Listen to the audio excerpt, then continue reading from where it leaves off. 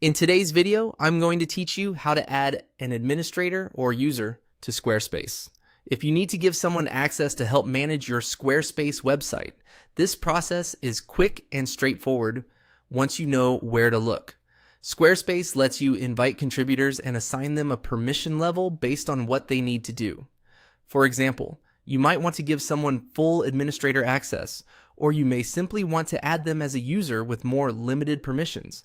To get started, log into your Squarespace site dashboard. From there, look to the bottom left corner of the screen and click the settings icon. This is where Squarespace keeps the main controls for your site, including account, website, and access-related options. Once the settings panel opens, click on Permissions and Ownership.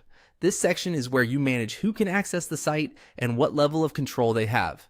After that, click on Permissions and Ownership again if prompted to open the full permissions area. Depending on the layout of your dashboard, Squarespace may place this inside another settings page, so just follow the same label until you reach the permissions screen.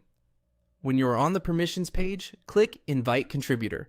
This opens the form where you can add the new person. In the fields provided, type the contributor's name and email address. Make sure the email is correct because this is where Squarespace will send the invitation.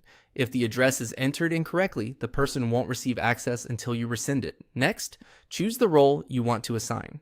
In this example, click Administrator. This option gives broad access to the website, so it's best used only for people you trust to manage important site settings and content. If your goal is to add a regular user instead, you would select the permission level that fits their responsibilities before sending the invite. Once everything looks correct, click Invite. Squarespace will then send an email invitation to that contributor, and they'll be able to accept it and access the site according to the permissions you selected. Before you finish, it's always a good idea to double check the role you assigned, especially if you're granting administrator access.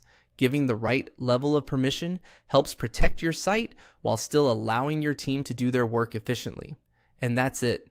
That's how to add an administrator or user to Squarespace.